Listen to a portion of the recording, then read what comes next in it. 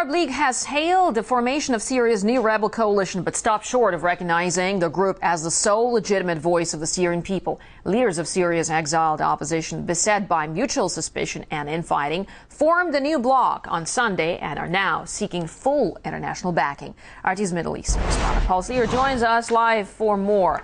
Paul, although the rebel coalition did not get full recognition from the Arab League, it did get it from some other nations. So what more can you tell us about the countries that support it?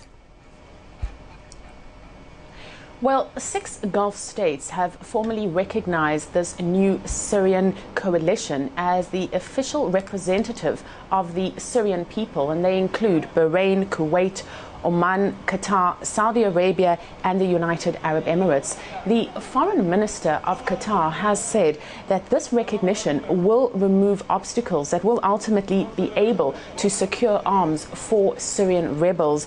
The coalition does look set to set up a so-called government in exile. If indeed this happens, this will have the backing of Western as well as Arab states, and it is something that we have seen particularly countries like the United States and France call for in the past.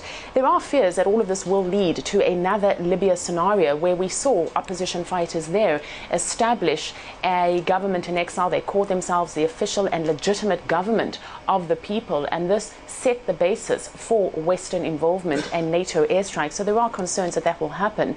There was also another question about just how feasible this opposition group is. Really, we're looking at a patchwork of various organizations.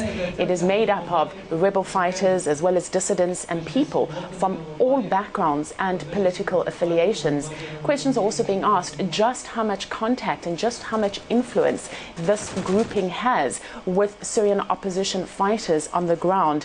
It has been marred by bickering over the past few weeks and months. Indeed, this is an organization that does not have internal unity.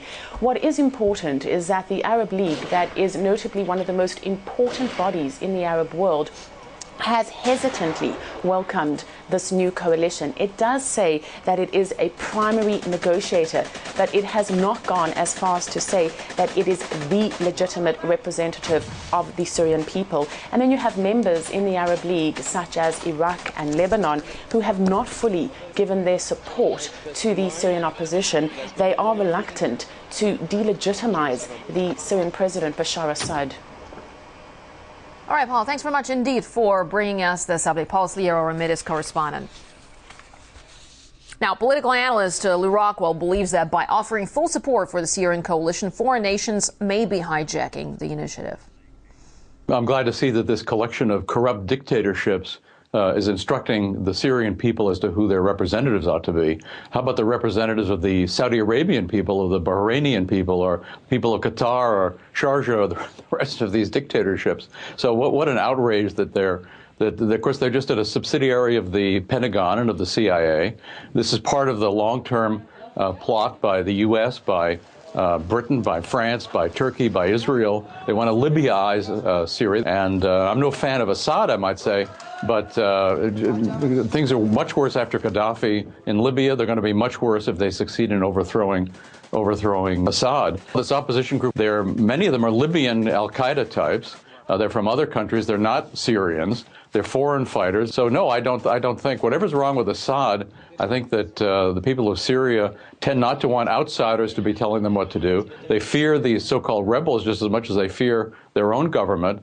And my guess is they don't want foreigners occupying and running their country.